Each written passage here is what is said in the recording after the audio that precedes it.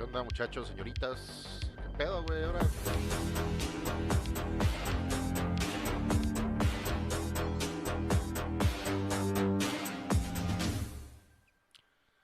Pero si quité las. Ok, bueno. Host 00312, saludos. Pues ahorita comenzamos, muchachos. Vamos a ver, como dice el título del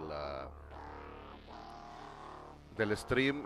Vamos a ver lo que pasó en la tarde con la presentación de Microsoft en la Gamescom. ¿Te acuerdas que ¿cómo se llama? Es una especie como de E3 que se hace en Alemania. Entonces hoy le tocó a Microsoft sacar juegos y demás madrecitas. Entonces ahorita comenzamos, muchachos. Nada más estoy checando que se vea bien el chat y todo.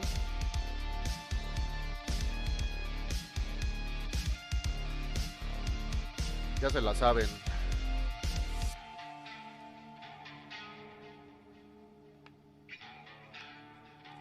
Vale, verga.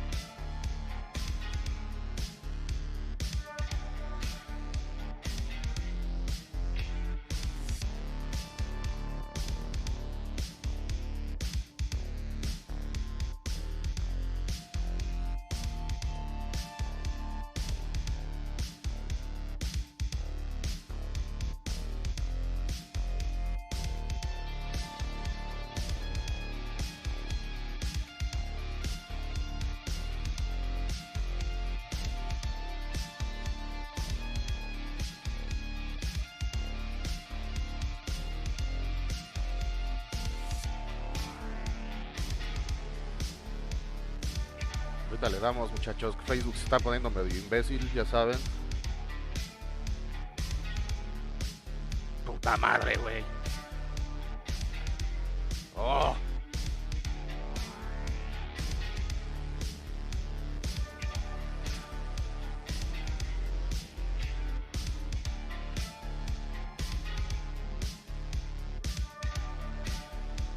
Hay que estarse peleando con esta chingadera cada vez que empiezo a transmitir.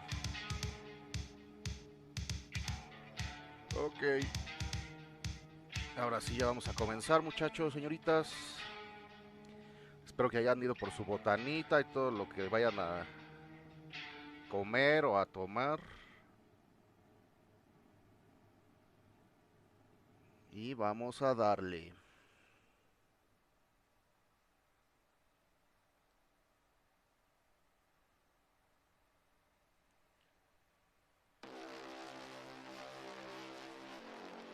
¿Sí se ve en Facebook, muchachos?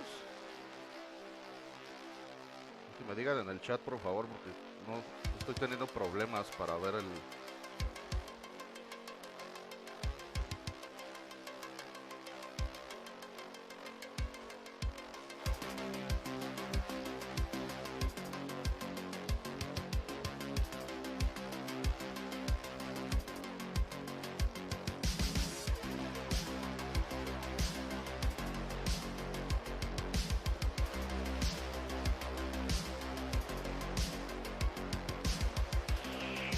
Ok.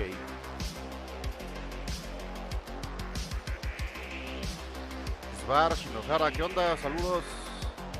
¿Ya se pudo lo del final o no? Bueno, hijos, vamos a darle porque dura como hora y media. Y vamos a estrenar un juego hoy, entonces vamos a darle.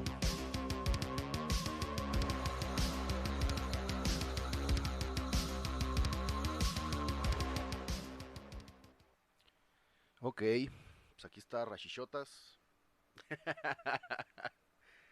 Chale, tengo que comprar iluminación, pero me voy a morir, güey, si pongo iluminación. O sea, podría quitar la pantalla del foco, pero ya saben que tengo fotofobia. Entonces, no mames, van a ver a un gordo llorando todo el pinche stream, güey. Entonces, ¿para qué quieren eso, hijos?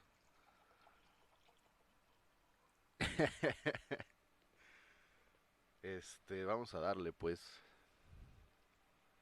Vamos a ver la Gamescom, para los que van llegando, es la conferencia de Xbox dentro de Gamescom, que es una conferencia que se hace, bueno, un evento de videojuegos que se hace en Alemania. Y pues vamos a ver qué viene nuevo para Game Pass y otras cositas, ¿ok? Vamos a darle.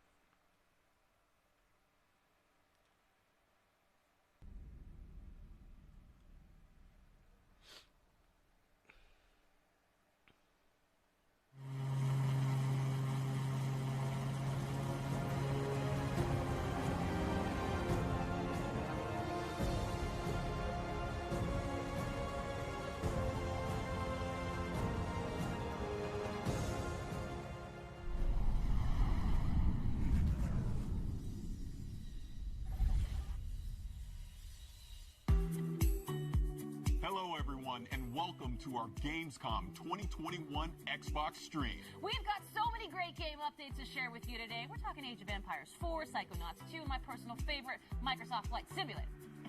Later on, we'll take an extended look at Forza Horizon 5. There's so much going into this, and Playground Games' vision of Mexico is muy, muy bonito.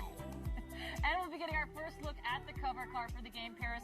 I got $5 on it being one of those electric scooters that you see piled up on the sidewalk. Will Kate win $5? I guess we're about to find out. Yes, indeed. Our Xbox Plays team will also chat with devs and deep dive into current and upcoming games all week on twitch.tv/Xbox. Let's get started with Techland and their upcoming zombie parkour sequel, Dying Light 2: Stay Human.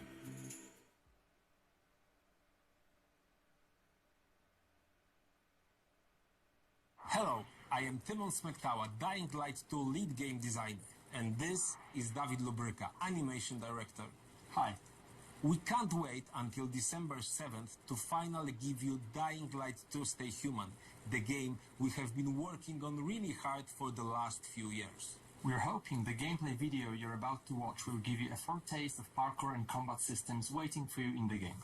And we are just about to enter the city, fighting our way through its brutal and dangerous streets. Though, as you will see in a moment, ese juego es bueno. Creo que lo tengo y no lo he jugado, güey. So watch closely, look Pero for special tiene... combat and parkour moves, and check out how with just a bit of creativity you can combine Es muy bueno, the two. en lo que se refiere a combate es muy Let's bueno. go. Sometimes I wonder what this city looked like before all this. Le voy a bajar un poquito el audio del video porque está muy cabrón. People had their ambitions, plans, lives. Now it's all gone. The virus started it, but it was the people who made the world the way it is. This city, Villador. They tell me they had a vision. They had hope. But soon, one vision broke into many different ones.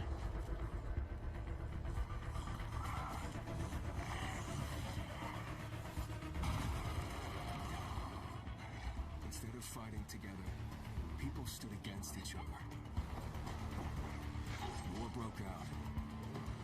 Was it a little bird? Met a broken leg? Hope died. Este juego tiene una... Es más muy parecido a Mirror's Edge, en lo del parkour y ese pedo en primera persona. El Mirror's Edge 2 lo tengo, ese sí lo tengo y no lo he jugado. Tengo un pinche backlog como de 300 juegos, un pedo así, güey. No más, ¿no? En Steam tengo como 1000 juegos, güey. No, tenía como 800 y cacho la última vez que me fijé.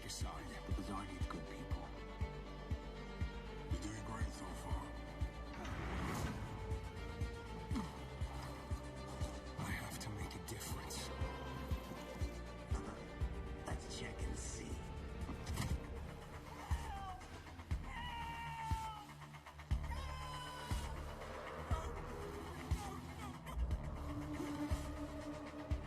They say that great series of small gestures. How about this series?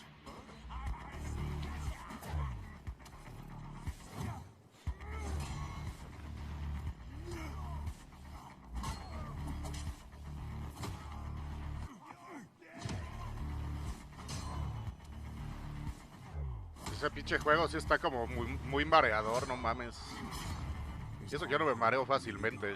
We'll see about that. Well, that was an exciting trip, wasn't it, Timo? Did you notice those bandits in medieval-like armor passing by skyscrapers, banks, and large billboards? That's what we call a modern Dark Ages. And it's a very unique design, one very important for the plot of Dying Light 2. But there's another thing that stood out to me, all those parkour moves that you and your team has put so much effort into. Well, all you need is a few thousand of animations, cooperation with professional tracers, mock-up sessions, and invaluable help from David Bell, whose face and moves player will see in the game, by the way. No, yes, right. And we've got twice the number of parkour moves compared to the first game, and we are showing some of them in this trailer. The vault kicks being the most important to me personally. It brings a whole new fighting style into the game. The player can stagger an enemy and use them to perform further attacks, for example by rebounding from their bodies, jumping of them onto other foes, and so on. I think we captured the movement really well and made it quite simple for the players to perform. I can't wait for them to try it out and tell for themselves how much they loved it. It's definitely going to be. Este juego va a salir en The diciembre, city's ¿no? buildings are higher than No anything mames, we güey. have done before, improving its verticality. Players will need to find a way to reach those tall skyscrapers and other challenging spots too. Then it's good we scattered some helpers around, like a paraglider, which can support players in both parkouring and combat. Exactly, and it's gonna do great, especially in fights against humans, which are more frequent and important than in Dying Light 1. It's been over 20 years since the events from the first game, so people adjusted. They are much bolder now, at least during the day. And they are more vicious too. And I think that's a great summary of this discussion. Pre-order Dying Light 2 and explore its vast, complex world on December 7th. Thanks, David. Thank you.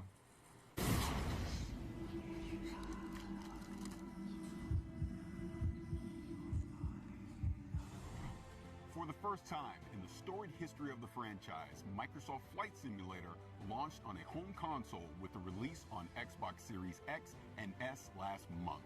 Reviewers and gamers alike were blown away by how well the stunning visuals and the depth of the simulation translated to the console. Esta parte fue la única que más o menos vi. Dura un huevo esta parte de Flight Simulator, güey. Newman to the stream. York, thank you for being here. The last time we met was at the Xbox Game Showcase, and it was getting ready to come out on consoles. How did that go? It went great. As you said, the reaction to the Xbox console launch was really just amazing. Both from Xbox gamers and from the press, they've been so gracious with their feedback.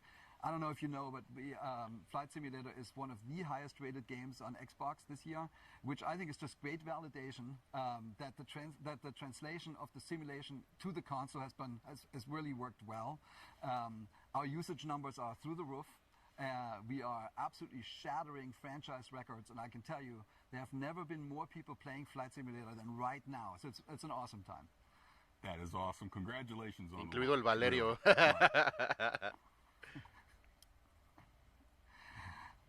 All right. I want to go to the danger zone. So what's going on with Top Gun? There's so much going on, Paris.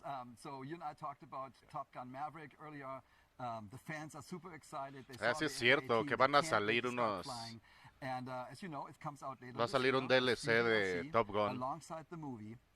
But as the movie is still under wraps, so are we. So I can still not tell you that much about it. But there's so much else going on even before Maverick. So we are continuing to do our monthly big releases that we've been doing for a long time. And next month, on September 7th, we are launching World Update 6. And this world update, I mean, at the beginning of the show, if you remember, there was a little red plane flying into Cologne. Well, we did that because World Update 6 updates that region, the region of Gamescom. So Germany, Austria, and Switzerland. And what that means to us is we have new aerial and satellite images. We have a new elevation map that helps us with the mountains. So the Alps actually look awesome now. We have new 3D cities like Frankfurt and Wuppertal in Germany. We have Basel in Switzerland. We have Vienna and Graz in Austria, and those cities look just amazing. They have like 7 centimeters resolution, and it's awesome. But we want to celebrate the entire region, so we picked 100 of the most scenic places, the most famous landmarks, and we call those POIs, and we sort of spread them throughout the simulation, and we also added airports. We did Lübeck and Stuttgart in Germany, and Klagenfurt in Austria, and St. Gallen in Apenas vamos empezando, Maya. And what it ties it all together Nada más han hablado de Dying Light 2 y ahorita están hablando de Flight Simulator. We have new landing challenges. No creo que hablen de Aloy en Genshin Impact porque esto es de Xbox. Y Aloy es de PlayStation.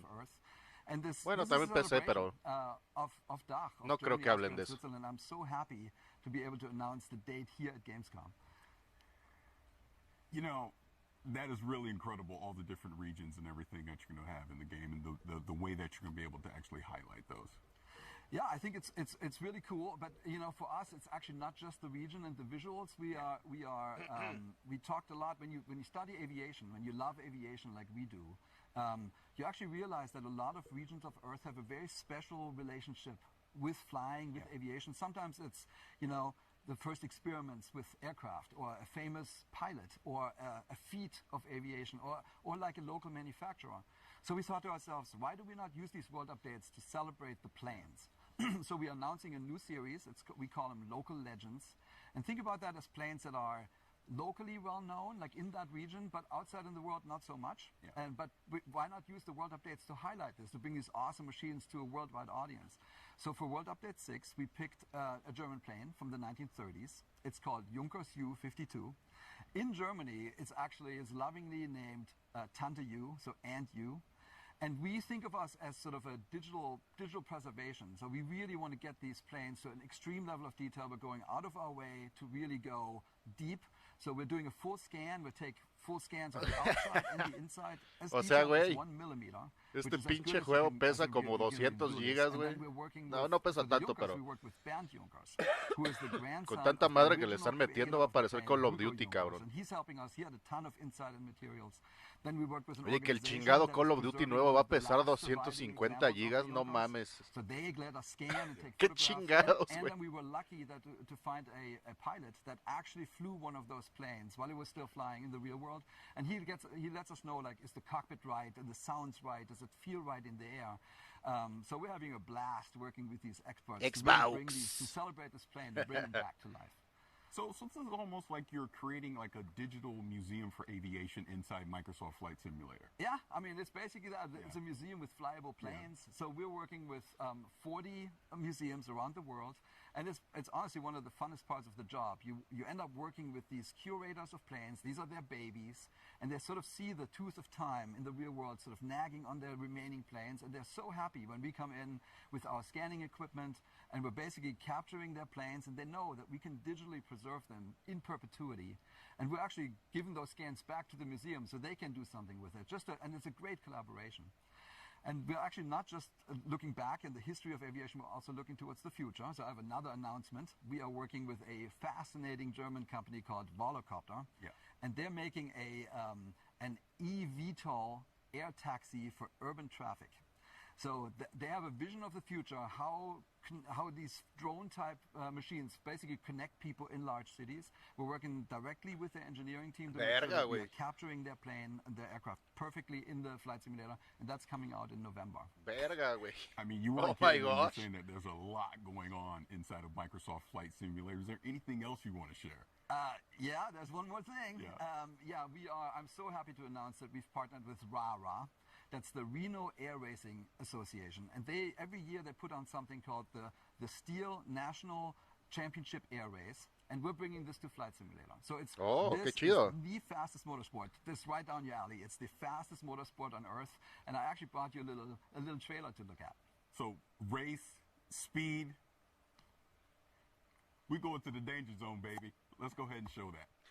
Pinche Paris, güey. Es un mamón ese güey.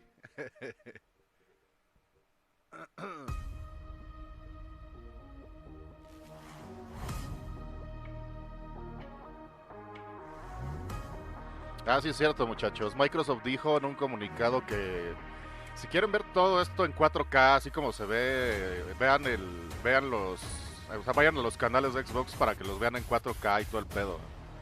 Porque por stream, o sea, nada más porque están haciendo stream, el stream está bloqueado a 1080. You know I like going fast, and you know I love being in the danger zone. When is this coming out? Man, these planes, they fly 500 miles, faster than 500 miles an hour, 50 to 250 feet above the ground. Pelos a 4K. So you're definitely going to be in the danger zone. I mean, without going into too much detail, this Reno Air Race is actually the largest expansion we have since we launched on Flight Simulator. It's not just because we scanned all the famous race planes of the world, there's lots of them. This is also the first time when you can basically race against your friends and pilots across the planet. And so a competitive multiplayer is coming to Microsoft Flight Simulator, and that will definitely test your pilot skills. And you ask, when is it coming out? This is coming out this fall, so it's right around the corner. Okay. Oh, that is fantastic. And you know I have the need for speed, Septiembre, so octubre, I can't wait to get my hands on this and participate in some of these air races. Awesome, man. We got you covered. All right, thank you. If going fast on the ground is more your speed, keep an eye out for an extended look at Forza Horizon 5 later on in the stream. We'll also talk ya queremos ver Forza Mexiquito about the game's next big DLC. But first, if you're an Xbox Game Pass subscriber, we have some great news for you. Ahí vienen los juegos que van a llegar a Game Pass, hijos. Humble Games. Día 1 en Game Pass.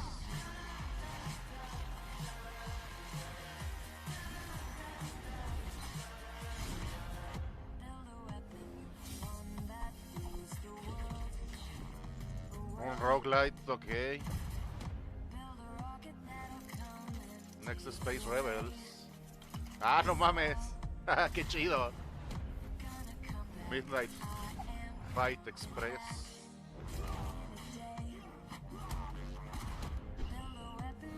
Ese ya salió, el de Dodgeball Academia. No lo he jugado, pero ahí ya está en Game Pass. Ushiden.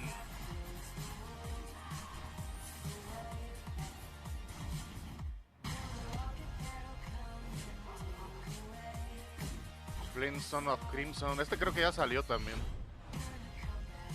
Unpacking. Ah, no mames, ¿es en serio, güey? Signalis. Se ve vergas este. Con Sighted. Este creo que ya también salió.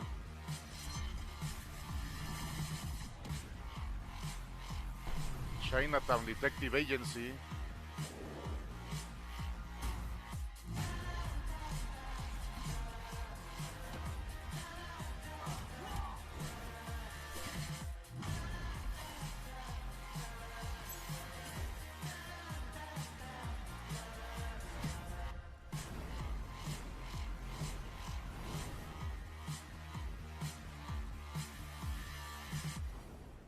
Ay, surururu. Yep, somehow they did it. They added even more games to Game Pass. Let's talk about what's coming up. We're talking Age of Empires 4, the game's creative director. Oof. And we're going to see what's next for Sea of Thieves. But now, we've got a new roguelike retro shooter that, in grand retro fashion, sends you plundering through shifting dungeons to defeat a mysterious eldritch terror. Let's dive into the pit. Ese juego se ve bueno.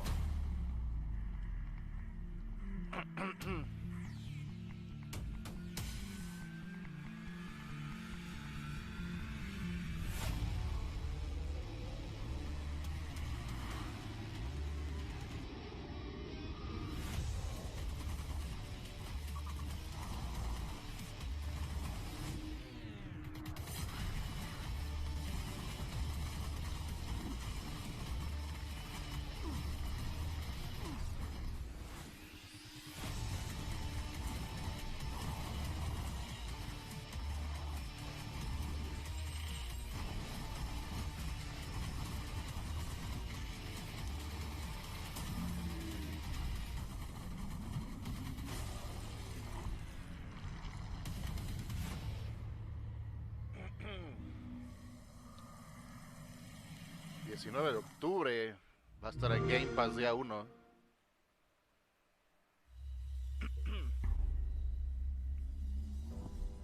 Well, I am here with creative director of World's Edge, Adam Isgren. And Adam, I'm so excited to talk H4, of course, because you've brought something a little different and very special today. Yeah, I have. So, so far we've been showing everyone kind of what age looks like from in the game, when you're playing it. You've gotten to see a lot of footage of that. And we've also shown a little bit of our campaigns, right, through when we unveiled the 100 Years War and showed Joan of Arc. But we have yet another way in Age of Empires 4 that we're kind of bringing history to life that we haven't talked about yet. See, you do this to me. You put me in suspense. I want to know more, so let's go with it. Well, let's hear more. Okay, wait, you get one moment of suspense. Okay, that's enough. So, what we brought Viejo mamón. is, we have these wonderful little videos that we've created that are interspersed amongst the campaign, and they're about 3 to 5 minutes each. And we have over an hour of them total, and they're called Hands-on Histories. And what they are is a great way to, deep dive on certain fun subjects from the cultures we're representing and just from medieval history. Excellent. Well, I hear you've actually brought one of those segments that you're going to share here for the very first time. Yes, I have. We are going to show you the segment on one of the most popular units from Age of Empires franchise and a fan favorite, the Trebuchet. Excellent. Well, this, I got to see. Let's take a look. A counterweight trebuchet was the king of all siege engines. A catapult capable of smashing down castle walls from great distances.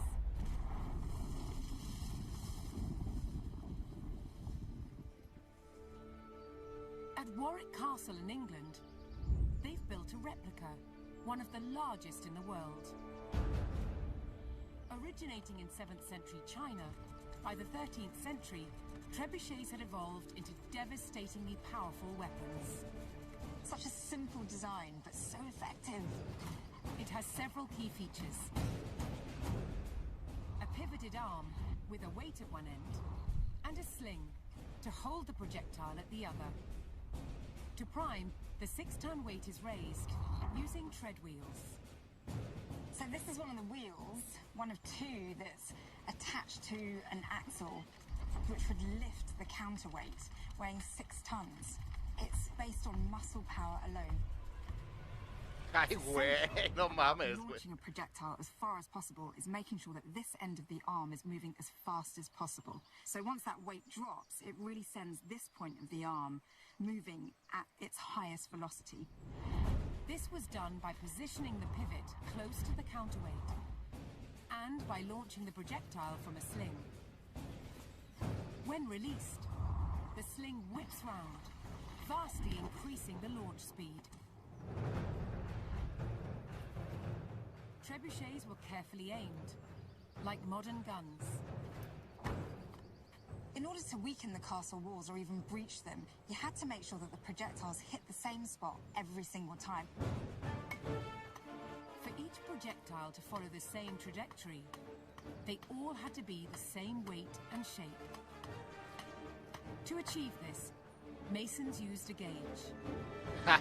Qué chido, güey, no mames. This projectile. Ay, güey. Oh, this one must weigh about 25 kilograms, but some projectiles can get up to 150 kilograms. That's the weight of 2 men. ¿Qué onda, pinche Satanás? Trebuchets were also used to throw burning tar, beehives, even dead bodies. Anything to cause maximum distress to the enemy.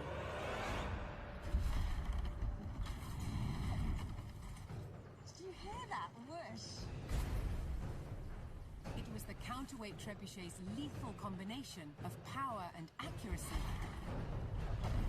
that made it the ultimate medieval siege weapon.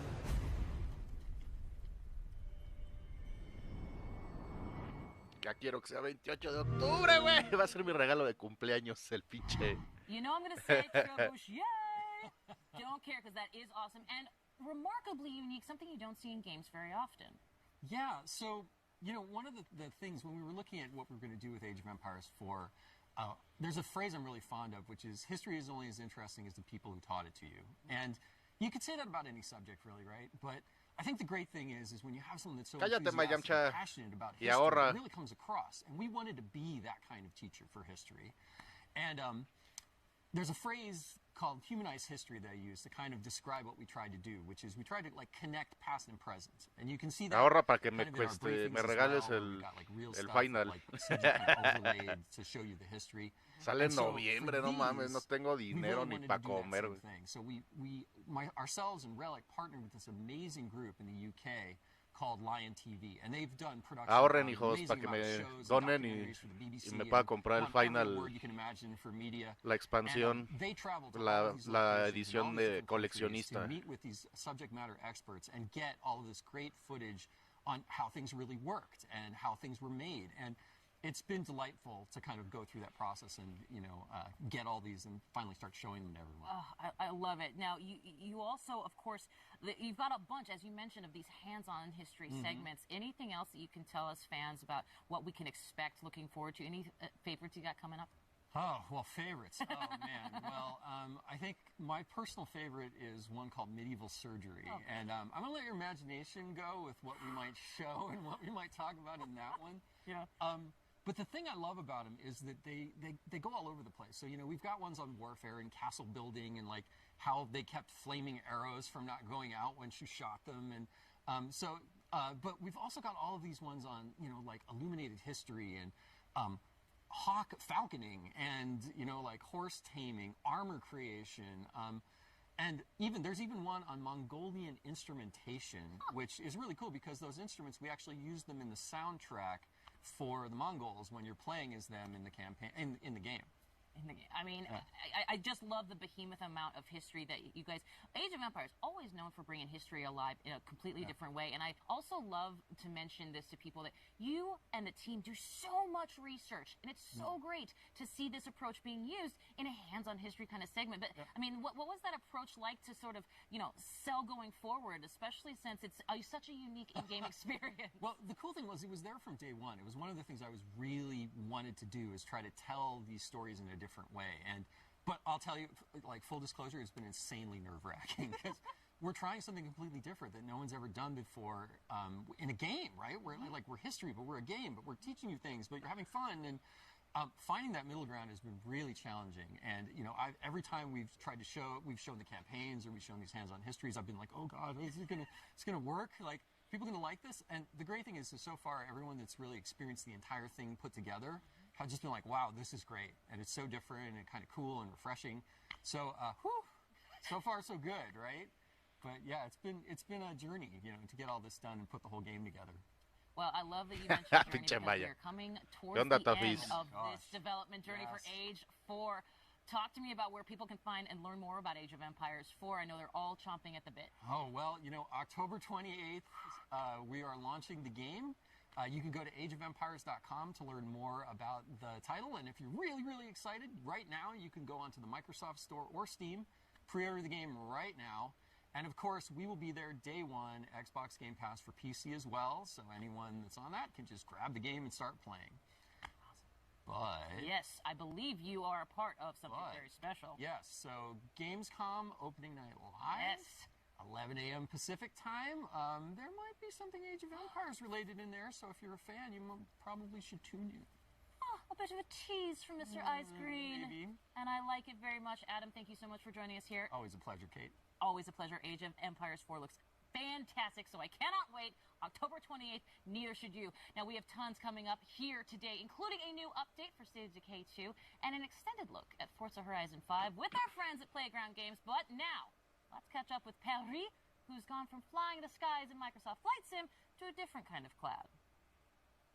That's right, Kate. Xbox Cloud Gaming is already available on Windows PCs, mobile phones, and tablets. And now, it's coming to Xbox consoles. The future with cloud gaming sounds bright. No waiting to install, no running out of hard drive space, no waiting to patch, and no buying a new console just to play with your friends. See how the vision of cloud gaming will bring people together without barriers. Eso no lo he probado, güey. Cloud, and when I think about gaming, those two things together to me really show you the future, where you can pick up something and you can play it anywhere and you could do it quickly.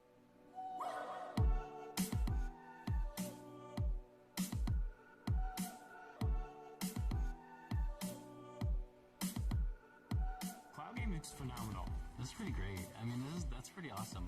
This actually looks so good. Games are large and you want to keep the ones that you know you love on your hard drive. Xbox Cloud Gaming is about being able to discover the new ones right away. It's super exciting that for our Game Pass Ultimate members, they will get to experience Xbox Cloud Gaming on whatever console they have. Cloud gaming is really about looking at how people play differently. I know me in particular, sometimes I just have 20 minutes. It should be as easy as finding the game that you look for on your console and just jumping right in. We're targeting 1080p at 60 frames per second. What's crazy about this is like the latency. This is the kind of stuff you need with cloud gaming. Oh, 60 frames. No mames, jugando Celeste, güey. Ese pinche juego está cabroncísimo. O sea, y sin latencia, no mames. You go, you find the game you want, you press play.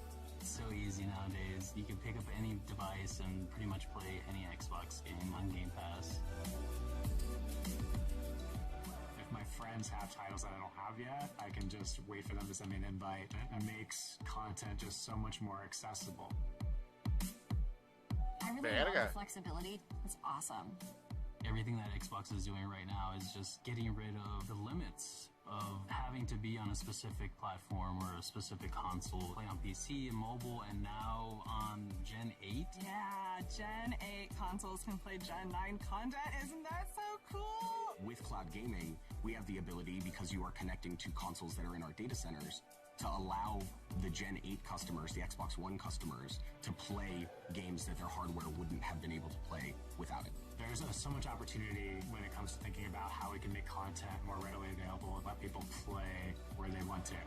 Sign me up. I'm ready for cloud gaming right now. Let's do it. When's the release date? When does it release?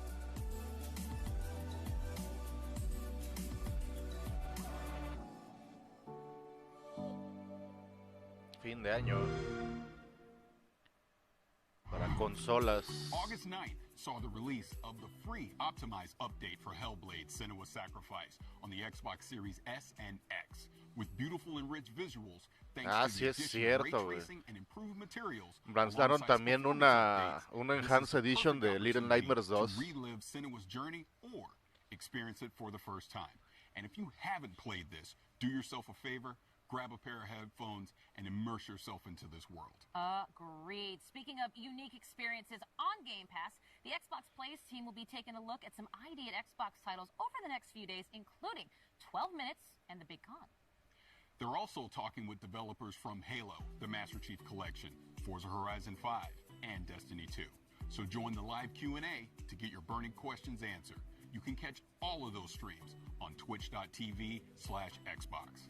Speaking of Forza Horizon 5, don't forget our friends at Playground Games will give us an extended look at their monument to motoring in Mexico later on. That includes never-before-seen areas of the game map, plus cars that have never been in the Forza franchise before. I've loved everything I've seen of Forza Horizon 5 so far, and I can't wait. Now, Kate, there's more games to check out, right? Well, right you are, Paris. Let's talk Wasteland 3. Their newest DLC introduces us to a new cult. The Cult of the Holy Detonation. Okay. Holy Detonation is life. Deep within Cheyenne Mountain, we've changed. Devolved into the mutations you see before you. Set on a righteous path. The Holy Detonation's life-giving glow should be shared with everyone.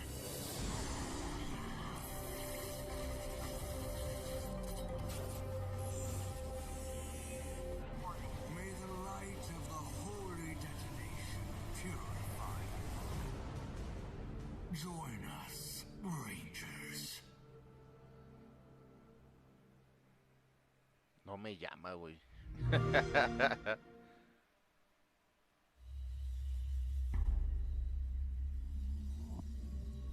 With new patches, bug fixes, and added features, like a fine wine, Wasteland 3 just gets better with age. To really savor the game's bouquet, we're talking with In Exile game director David Rogers. David, Thank you for joining us. I'm super stoked to be here. Thanks. So in the trailer, we saw that the DLC is coming out on October 5th, but we know, In Exile Wasteland 3, you guys have been working on this for a very long time. So can you kind of talk about that journey? Yeah, our dev team has been working nonstop, full tilt, trying to make Wasteland 3 the best version of itself it could be. Over the past year since it's released, we've added features, we've balanced, we've listened to the community, we've fixed bugs, added stability, and I really think that the version that we have now is the absolute best version of the game, and if you've never played it before, now's an awesome time to jump in. Well, congratulations on everything that you've been doing with Wasteland 3. Now, this DLC is called The Cult of the Holy Detonation. Now, talk about that a little bit. Tell me what's going to go into this DLC. What should we be excited about? Right. So you've heard of Cheyenne Mountain, right? Yes. For those who haven't, Cheyenne Mountain is this top secret military complex buried deep in the heart of Cheyenne Mountain in the middle of Colorado. It's designed to outlast a nuclear winter. And so when you hit level 16, an old friend calls you and says, hey, I need your help securing this secret military base and all the secrets within. And as soon as you get there, you find two warring cults battling over supremacy, trying to take control of the Holy Detonation, which is this pre-war science experiment that they worship as a god. And, these cultists are insane, they're mutated, they've gone totally mad, and all they want to do is share the holy radiation with you and your entire ranger team. How generous! Yeah, that sounds a lot cooler than some of the... Está muy emocionado con su juego ese güey. This is typical Wasteland fashion. We're really going to be able to get in there and mix it up, right? Right. So you and your ranger team insert yourself right smack dab in the middle of their holy war, which, what could go wrong? And this is a Wasteland game, so you decide everything. Choice and consequence is our bread and butter. And so you decide who lives, who dies, who gets screwed over, who takes charge. You're deciding the fate of the cults, the Holy Detonation, Cheyenne Mountain, and ultimately all of Colorado. This is really your game to craft and mold. That's awesome. So the last expansion was the Battle of Steeltown, right? You had giant robots and things like that. So, what are you going to do to actually top something like that from the last expansion? Right. So we wanted returning players to find something that they could never find in another version or in previous versions of Wasteland 3. And so we built this as a Wasteland-style dungeon crawl. And in there, you find this awesome mix of mystery, exploration. You're meeting these crazy cultists who have been locked in this pre-war time capsule, and some of the raddest boss battles we have ever been able to build in a Wasteland game. That's awesome. I want to get back to the crazy cultists, but talk to me about these big boss battles. I want to hear more about that. Right. So we took the best parts of Wasteland combat and we breathed new life into it with objective-based combat, which are basically super rad boss battles. It's no longer you're huddling in a corner, throwing down turrets, just going on murderous rampages. It's not about killing, it's about getting the job done. And so now, combat doesn't end until the mission is over. We send you on proper combat missions. You're in there breaking into prisons, rescuing POWs. You're disrupting these high-tech cultist rituals. You are splitting your fire team and coordinating like you never have had to before. Everyone on your team has a job, and I really think this is going to take old players who know their ranger team like the back of their hands, and it's going to make them scratch their head and really have to rethink how they go about combat and making it new, exciting, and challenging mentally in a way we haven't been able to really do before with just straight-up murder combat. Now, Wasteland has a reputation for getting a little silly. Right.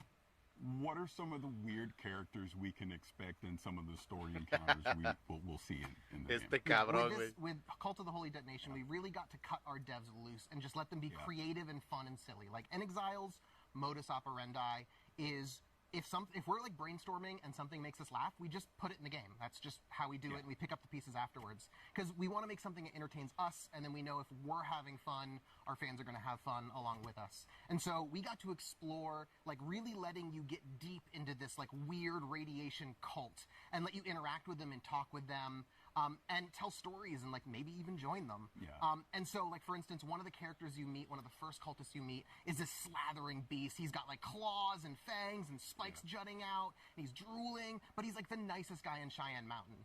You meet him, and he's like, hey, guys, you should, come in here and, soak up some of these rads. It'll be great. And he Sherpas you in and lets you meet the whole cult. And another one of my favorites is the Proteus. He's what you get if you took 20 cultists and you like melted them into a big pile, kind of like I would do this with like a magnifying glass. I would like melt like army guys and like GI Joes into a big pile, and he's wet and sloppy and gross and he's hard to understand and he needs a translator supposedly, but he's like your #1 fan, and getting to build like this totally out there wild extreme character was a ton of fun to write for. It's a ton of fun to like explore like what makes this cult tick, and he's an absolute blast. Hell, even some of the weapons that you find in Cheyenne Mountain, they're devolved cultists. Like there's one guy and he kind of devolved into this like vomiting bagpipe creature, and he has this real like kill me vibe about him.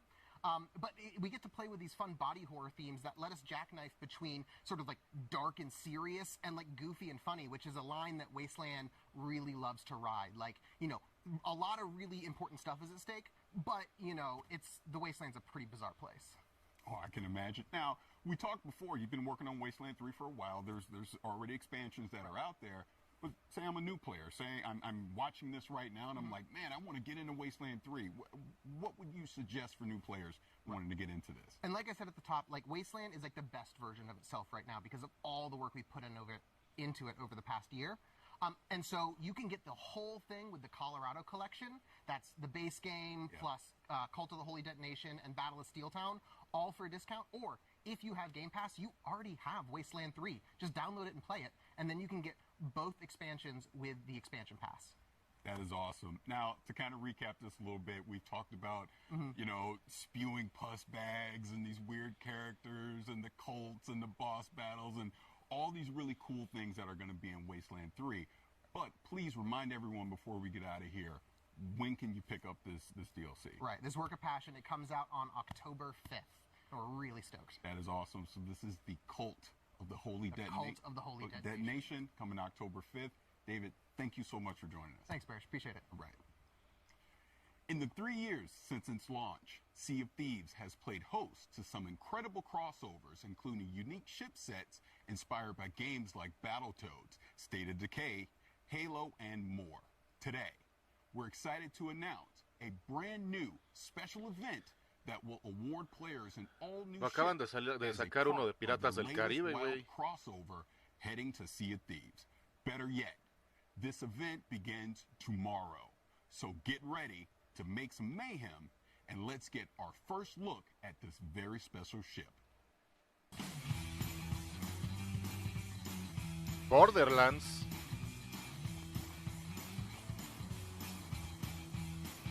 Ah, cabrón.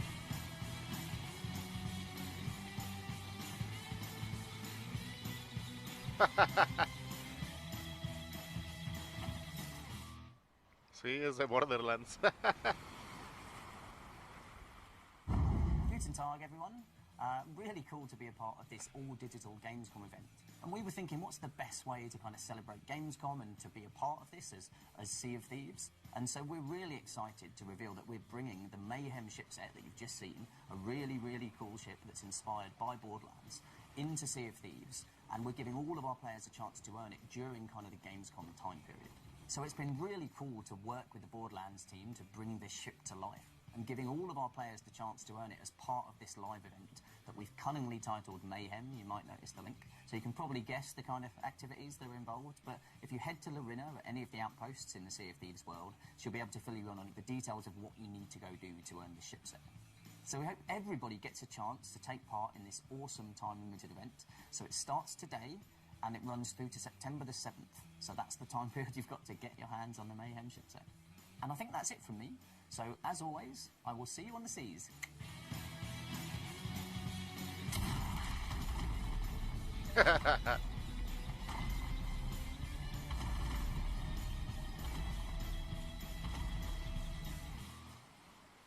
Ok. Sea of Thieves está bueno, pero hay que jugarlo con gente, güey. Porque si no es un cagadero.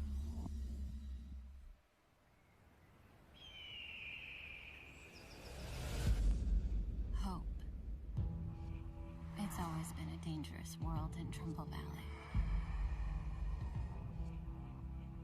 But now, it's hope that brings us back together. State of Decay? Nah. It reunites old friends. It builds new bonds. And in the face growing threat. Hope is the greatest weapon we have. ¿Sí?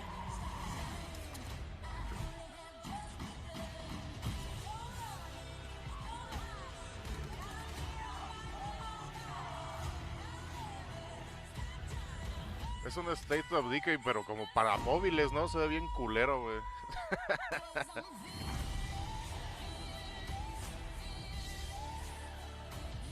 Nuevo mapa, güey.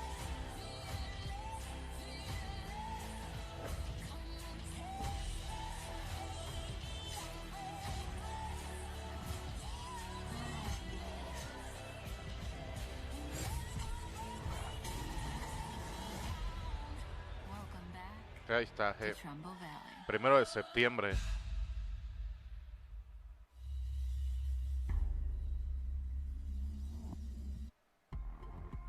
Just like zombies themselves, it seems everything old is new again in State of Decay 2. And we have a guest to walk us through this Undead update. Please join me in welcoming Undead Labs Director of Communications, Wonder Russell. Hello, Wonder. How are you? Hello, I'm great. It's great to be here. Talk about the Homecoming update releasing on September 1st. We are very excited to get this into players' hands. You are indeed. So let's talk about the Homecoming update. Obviously, we are coming back to Trumbull Valley. We were there for Heartland, the update, back in 2019. Talk to me about the differences, and I'll sit right here and listen, because you're adorable. So Heartland is the story mode within the game, but it's a very linear, narrative-driven experience. You know, players couldn't move their communities there. So that's all changed with the Trumbull Valley map. It is the 5th core open-world map. It's fully remastered, and it expands into 2 territories that were completely inaccessible in Heartland. So players can return to Trumbull Valley with their communities, start new communities there, and really start exploring everything that the new map has to offer. So then, would Homecoming be a sequel then to Heartland? Yeah, exactly right. Ese juego estaba bien pinche roto, ¿no? No sé si ya lo arreglaron, porque ese juego estaba bien culero, güey. Supongo que si siguen sacando contenido ya lo arreglaron. Porque cuando salió, no mames. So there is a lot for players to discover, a lot of environmental storytelling to find, and you know, things have changed. So this isn't the Trumbull Valley that players might remember. So that's going to be exciting. Interesting. Well, and anytime you expand something like Trumbull Valley, you just have to have a juggernaut of content. Te van a comer, Tafis. Talk to me a little bit about what some of those things are. The players Te va a comer el zombie. Now in the expanded Trumbull Valley. Yes, a ton of new content. In fact, we're doing something unique with the Trumbull Valley map. There are items there that you can only find on that map and nowhere else in the game, including 12 new hats and outfits, 10 new very cool weapons. We've got 6 new bases, 2 new achievements for achievement hunters. And on top of that, we are adding the game's 12th bounty pack. So that will be available from the bounty broker across all maps. And I have to say, they are some of the coolest weapons I have ever seen go into the game. I'm so excited for people to find them. A juggernaut amount of content, and I don't care who sees that second fun of the day. That works out great. Well, let's talk about the State of Decay community, because it's absolutely an integral part to this entire franchise. And State of Decay being on Xbox Game Pass, how has that impacted the community? How has that impacted the game? Talk to me about this. Con razón sigue vivo. We have an amazing community. We love them so much. Wey, qué In fact, one of the reasons we're doing Trumbull Valley as a map is because it was one of the most requested features from the community, which also makes it very exciting for us to be able to say, we did it, you get it. And we have a major milestone that we're celebrating. State of Decay 2 has 10 million lifetime players. 10 million lifetime hang your hat on that. I absolutely love that. Really grateful. Incredible, amazing news. Congratulations to you and the entire team at Undead Labs, man. Fantastic work. Well, speaking of Xbox Game Pass, let's give me the deets one more time when it comes to the update. So the update releases September 1st. It's a free update for all State of Decay 2 1 de owners, septiembre. with Xbox Game Pass. Happy Homecoming. I love it. Thank you, Wonder, very much. My pleasure. Now we move from Trumbull Valley to the Lost Valley of Akria. This mystical location trades zombies for ancient warrior clans, forgotten temples of long-dead god kings, and a healthy dose of hack and slash. All this awaits in Strayblade.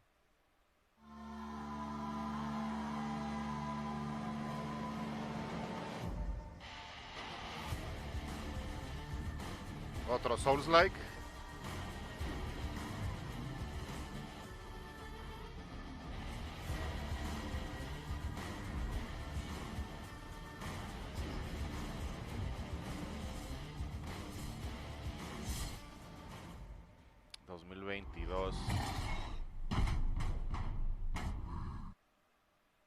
In Strayblade, you discover the mystical lost valley of Akria, a world which ranges from overgrown temple ruins to frozen caves and winding canyons.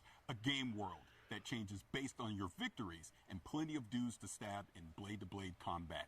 If that weren't enough, you even get a fuzzy little pal to help you out.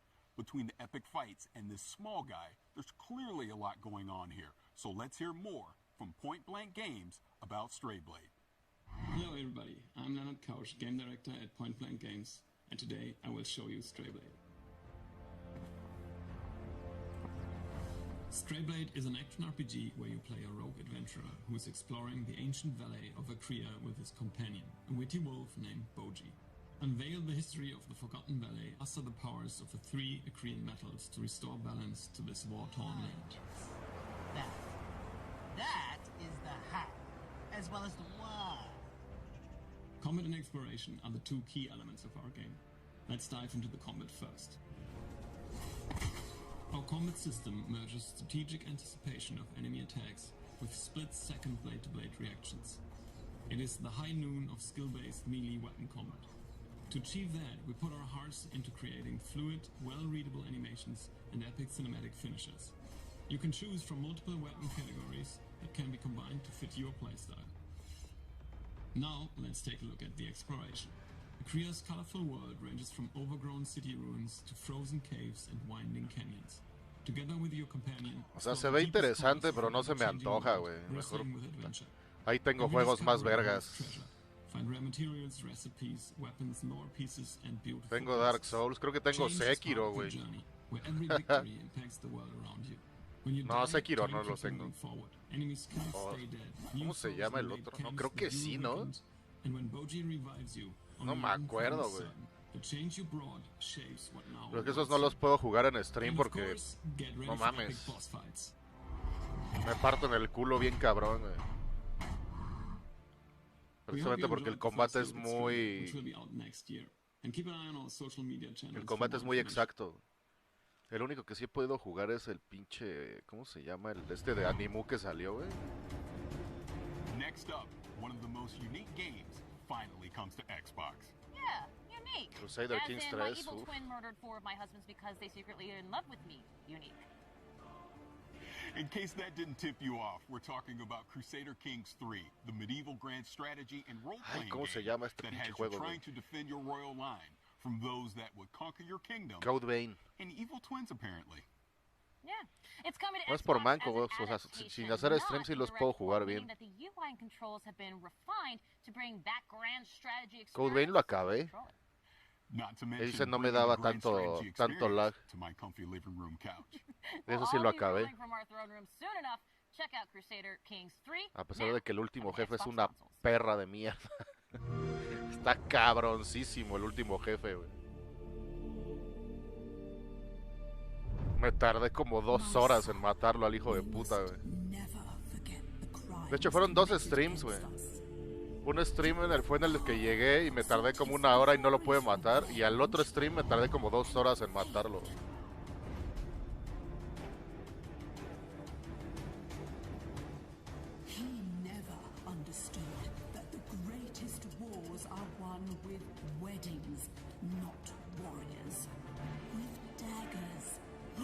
Cállate, Mayamcha.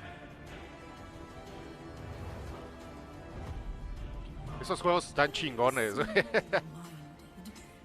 La cazadera y todo eso está chido.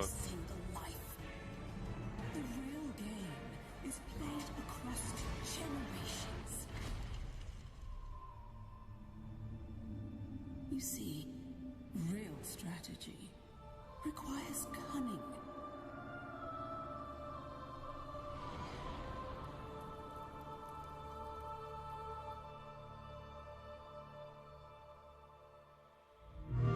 Imperio desde cero, sí. Esos juegos están chingones.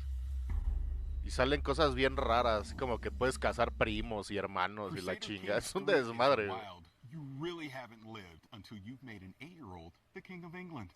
Well, it's nice to have hobbies. We've all gotten into some weird stuff this past year. Weird like diving into people's brains and exploring their mental universes projected into ahí viene the Psychonauts 2.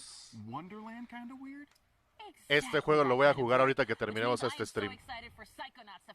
Para que vean que sigue. A continuación, aquí conmigo.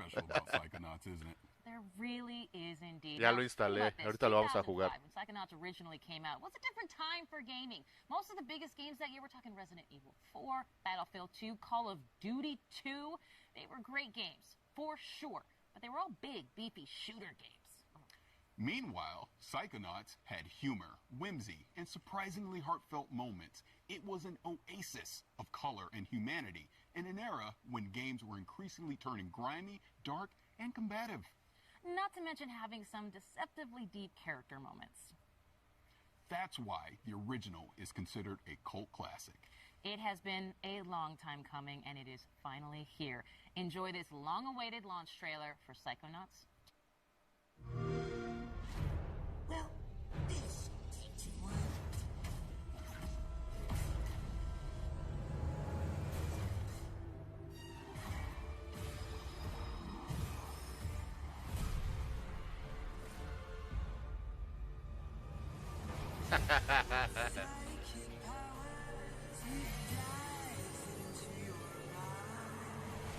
My name is Raz, and I'm the new intern. And today is my first day on the job. Get ready, Rasputin.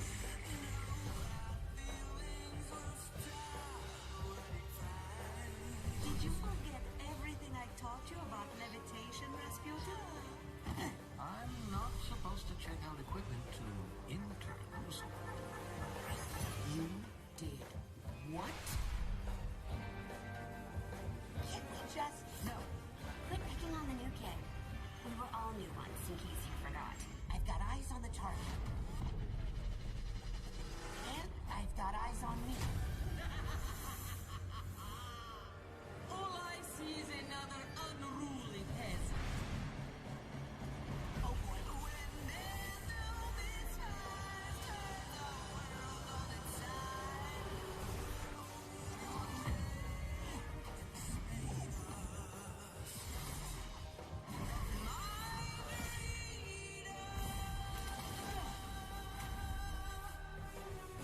It wouldn't be the first time the Psychonauts underestimated Maligula's power.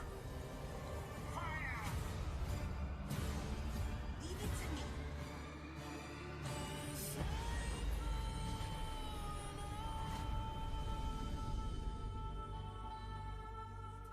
Es que el juego sale mañana, ¿no? Entonces con Game Pass lo juegas un día antes, un pedo así. Ya lo instalé, al rato lo vamos a jugar.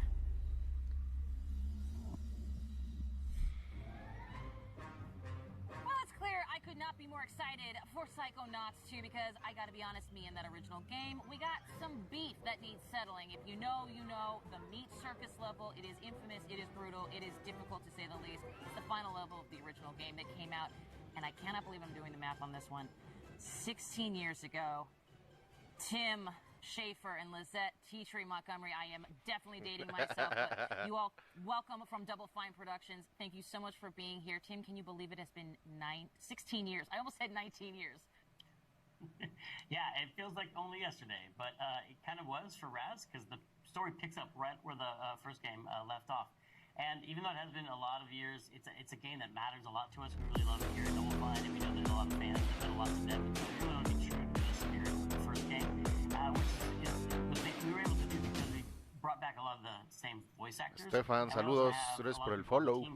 ¿Qué onda, Víctor? Saludotes. As well as bringing on a bunch of new people like Lisette. Thank you. It was really important for us to carry the legacy forward, especially the cool style of Wonk that is very prevalent in the first game. Style of Wonk. Just put it on a shirt. I'm in there for it. Let's roll it back a bit. Of course, this can be kind of a trippy idea if you're not familiar. Psychonauts, they still jump into people's minds, I'm assuming, like the first game, right? So if a Psychonaut sort of dove into my brain, it would be like a lot of Ted Lasso quotes and French Bulldog memes. Am I correct, Tim? Yeah, that's what's fun about a Psychonauts game is that all the levels are different, just like every person is different, based on their personality. If you could jump into someone's mind, what would it look like in there? What would be the color of the sky, and like who would the monsters be? And in Psychonauts, you get to do that because Raz has the power of astral projection. And when he goes in, he gets to fight those monsters and help people deal with their nightmares and wrestle with their inner demons.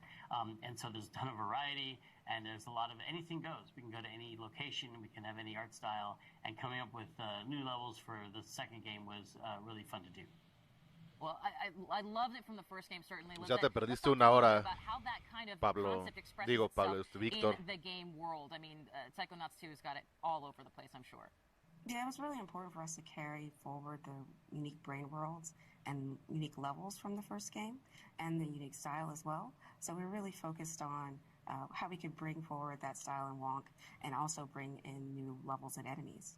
Now, of How course, old are you? Psychonauts without new mental 39. demons, and I'm sure it's happening in Psychonauts 2. What does this mean? Does it mean basically is that we're finally able to slap COVID anxiety in the face? 40 this year, Get to slap October. anxiety in the face, but you definitely get to slap some panic attacks, and COVID definitely caused a lot of those. In addition to panic attacks, some of our old enemies have also come back. Our sensors are our favorite. Puedes ver la repetición, Víctor. And in addition to that, we also have our doubts and some new enemies. There's our lovely sensor. Also, some regrets, some flying regrets. There are a ranged enemy, and they definitely are challenging. Our doubts are slow.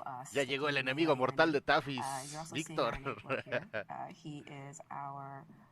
he energizes our whole combat troop. So we have a whole cast that you can battle and fight with. Including the new Bad Mood. Including the Bad Mood. Which is... It's an electric storm of feelings that you have to fight.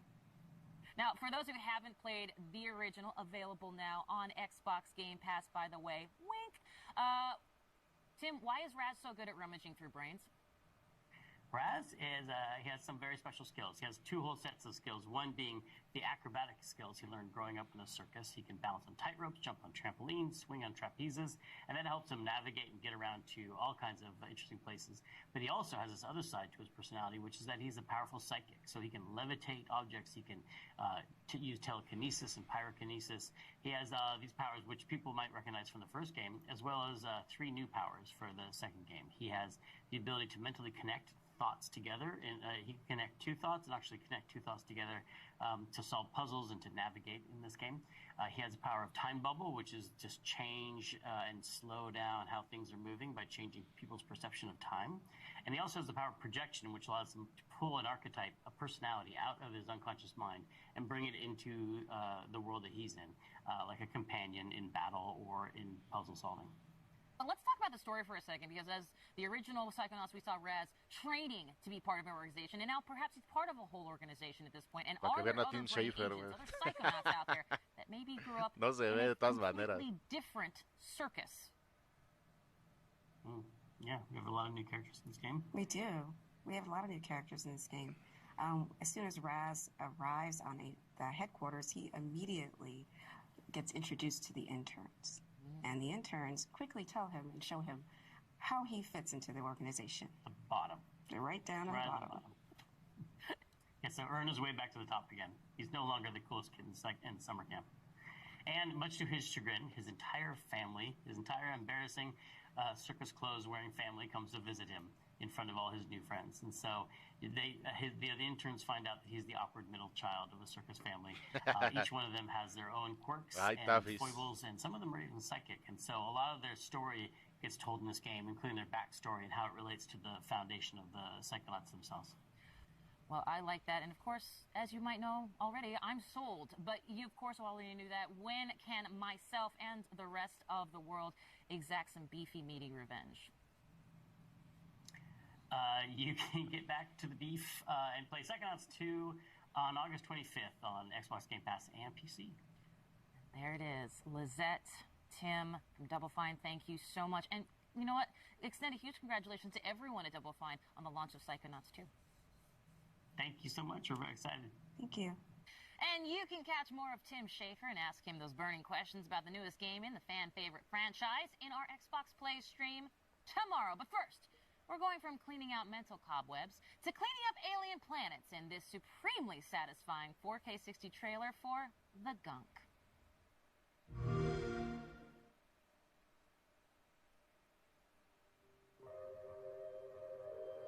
I don't like this weather.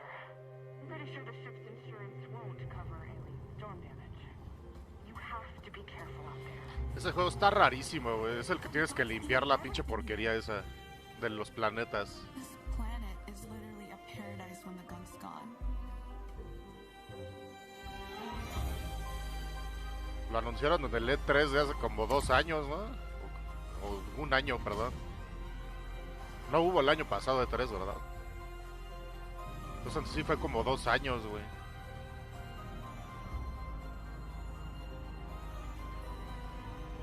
Basurero espacial, así es. Tienes que limpiar porquería.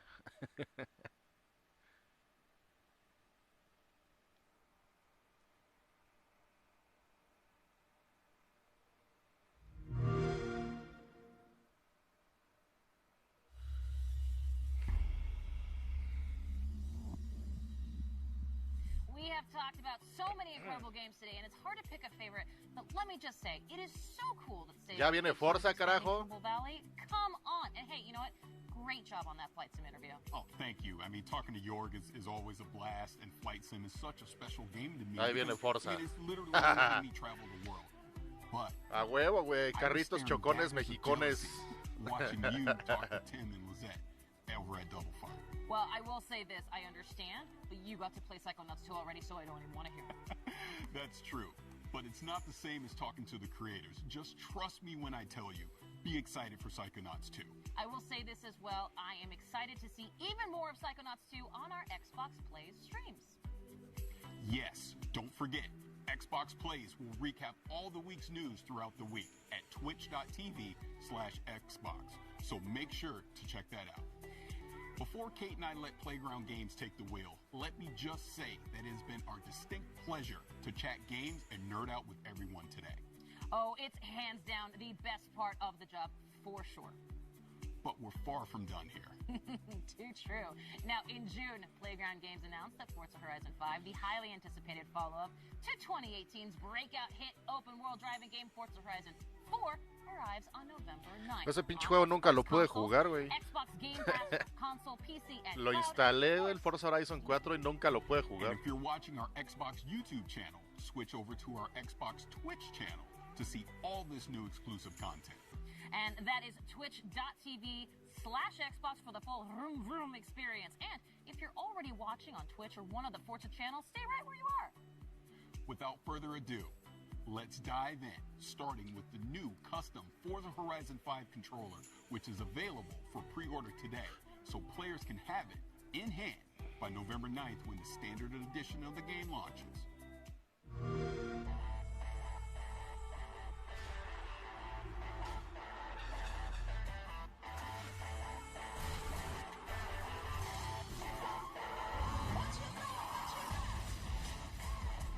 Está espantoso ese pinche control, güey.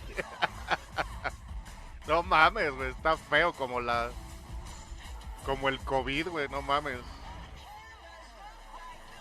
Está feo como pegarle a tu mamá en su cumpleaños, güey.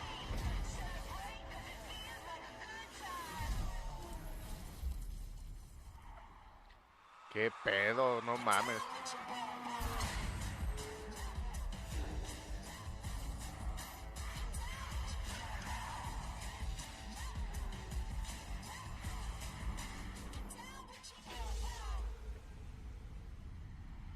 Los controles de Xbox nunca han sido bonitos. No manches, deberías de ver el de Halo. Está cabroncísimo ese pinche control. Está muy bonito. I'm at Playground Games with Forza Horizon creative director Mike Brown and Forza Horizon art director Don Arcetta. Hello, everybody. Hey, everyone. Hi, Charlie. Hey, Charlie. Está igual de feo que esa vieja, güey. Well, we obviously just saw a really cool video about it. No and mames, I'll be güey. the first to say ¿Qué there is le an pasa? amazing influence of Mexican car Ahora, ¿por qué culture and todas music traen pinche literally peinado de spreading Trunks, right güey? across ¿Por the qué se front. rasuran a los lados Absolutely. It de just la feels cabeza, like güey? it's part of the Horizon Festival, like it's just dropped out of the game into your lap. Absolutely. Absolutely love it.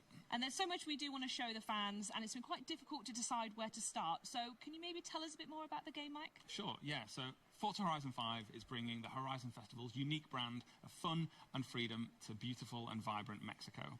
Players are going to set out across the largest, most diverse open world we've ever built in hundreds of the world's most Rash beautiful activa la and visión spots. nocturna. Yeah, Dice. and people think that Mexico is just a desert or a beach. Svar There's dice a so la much verga, more pinche control más feo. Modo callejero, dice Víctor. Es como ver a Rashishotas. Simón. Así sería Rashishotas. So you've talked about how Forza Horizon 5 showcases powerful all-new graphical features, but what more can you tell us about that? So yeah, our Mexican HDR sky captures really illuminate the world to the point where you feel Porque like son rebeldes, dice Taffy. Sí, me imagino. Thanks to the Xbox Series X and S, ray tracing is utilized in Forza Vista to really make our cars look more true to real life. You'll encounter the smallest of details as you travel throughout the world, all rendered in striking realism. Oh, that's such an exciting overview. I cannot wait. And next up is something we know that Forza Horizon fans have definitely been waiting for the most. Mike, what exactly is that? Yeah, that's right. We are about to reveal the cover of Forza Horizon 5, featuring the incredible Mercedes AMG 1 and the 2021 Ford Bronco Badlands. Should we take a look? Let's do it, yeah.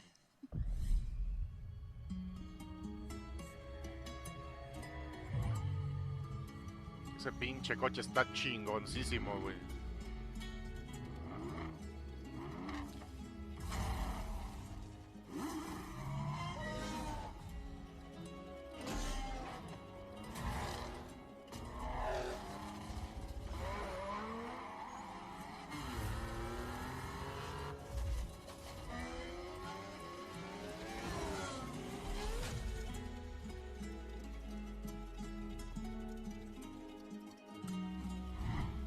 De noviembre, carajo. Carritos chocones. Ese juego es un poco más arcade.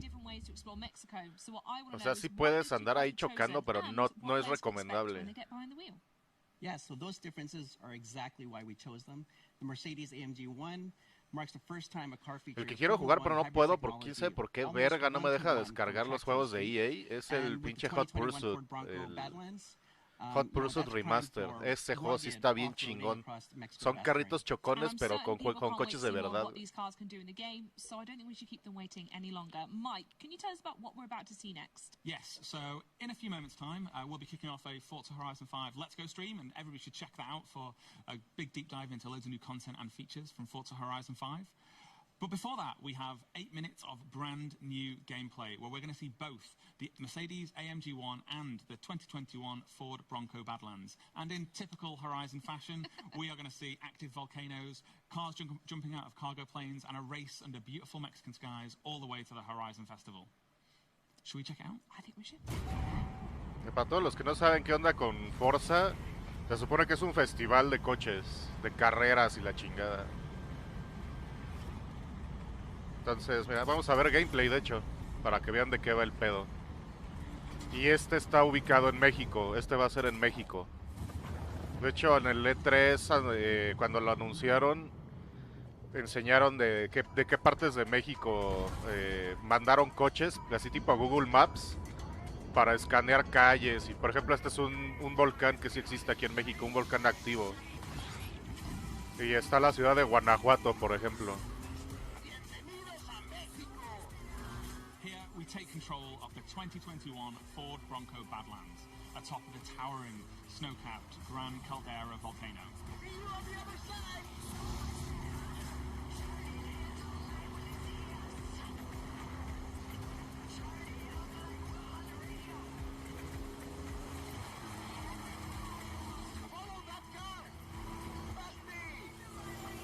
Ok. Supongo que este es el inicio del juego, porque trae hasta los tutoriales y todo el pedo.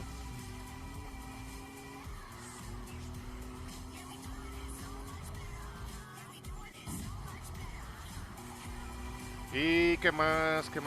Tengo que hablar porque si no, no me vaya a dar un pinche copyright a esta madre, porque supongo que es canción licenciada, güey. Déjenme bajarle, güey, porque no mames.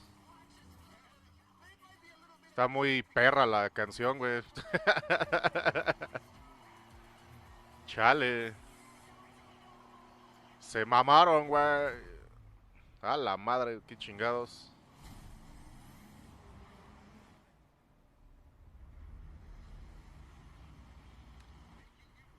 Es como Rápido y Furioso esta madre, pues más o menos.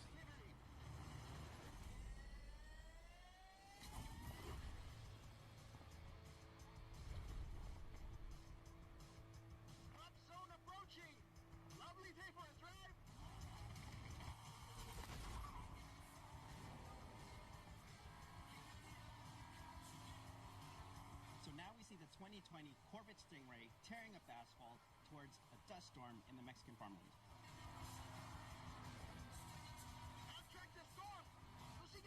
Como debió de ser la saga Rápidos y Furiosos, pues es más o menos así.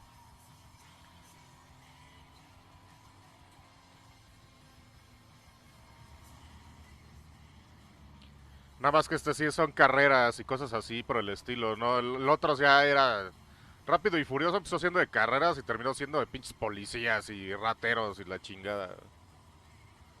Policías y ladrones, pero en cochecitos mamalones.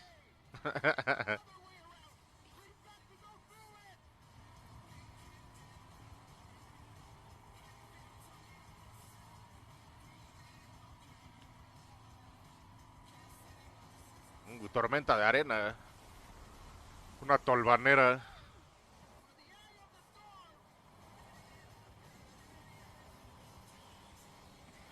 Eso ha de ser en Monterrey, hijos. Ahí donde vive el Agüis, güey, que dice que llueve tierra. Es en la casa del Agüis, güey. Mira, no mames. Los cochecitos pasan por la casa del Agüis.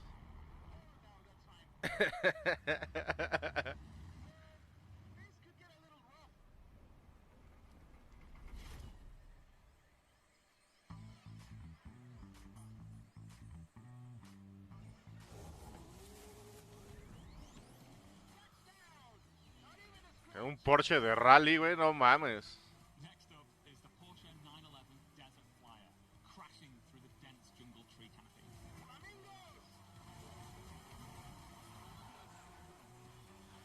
Pinche juego se ve hermoso, cabrón.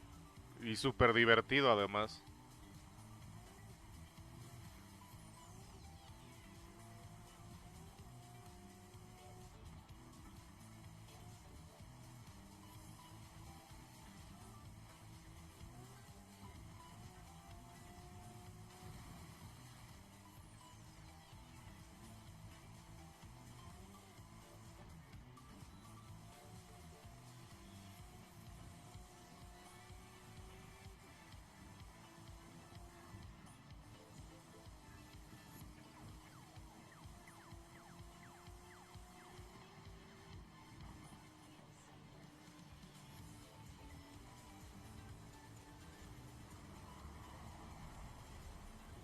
Ok. ¿Cuántas casillas destruirán? ¿Quién sabe? Monterrey, Monterrey, dice Víctor.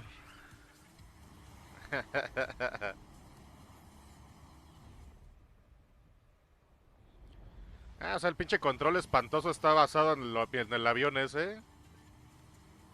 Qué horror, güey. Pues tiene los mismos pinches colores horrendos.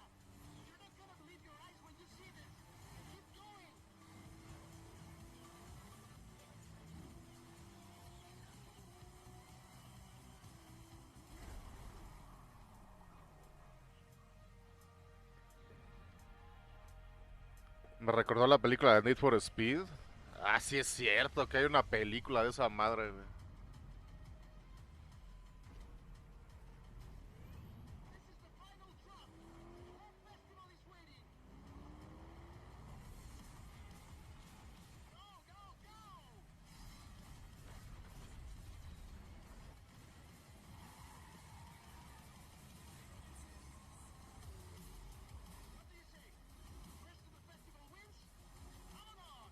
And on the final leg, we have the stunning Mercedes AMG 1 at full speed across Mexico's sun-baked rocky coast.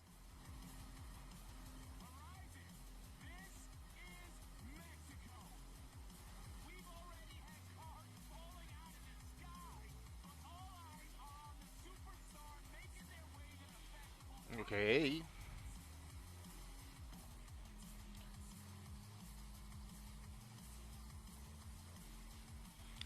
La costa, eso parece como Campeche, güey. O Chetumal, o cómo se llama.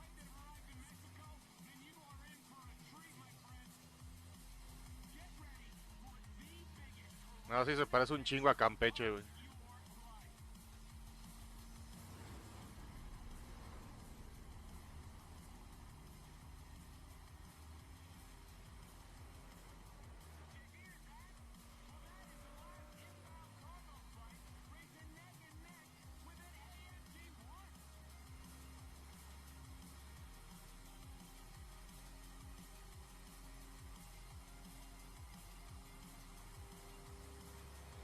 No, pues sí, el pinche juego sí se ve bastante chido, güey.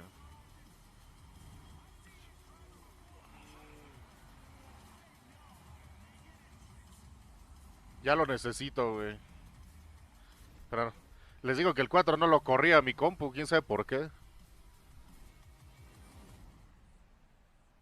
Sepa la Gaber por qué. Ya se acabó el... Se acabó el evento, hijos.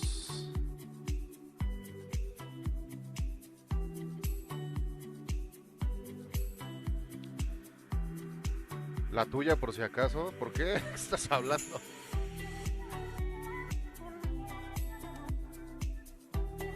Pues ahí está, hijos.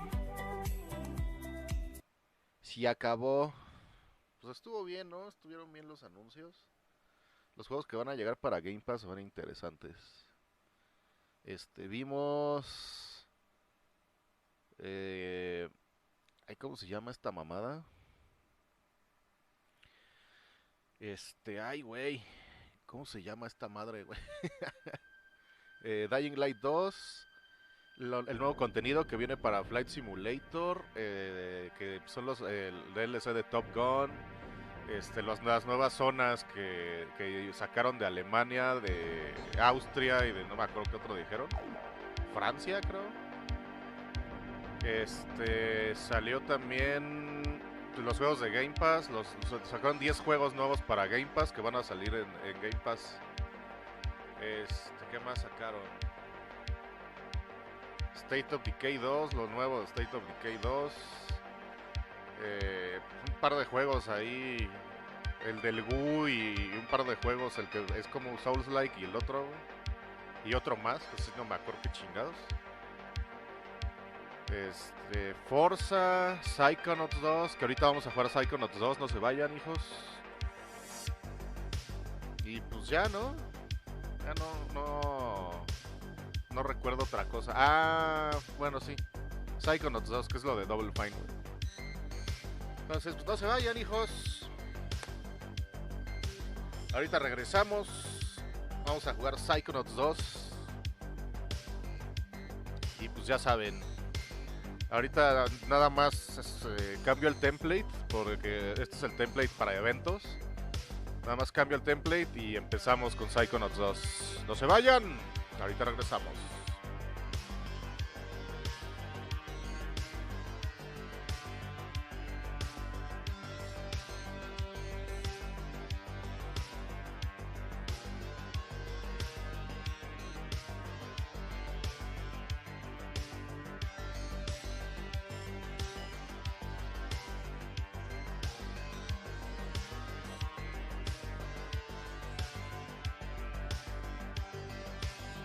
Cállate, Tafis.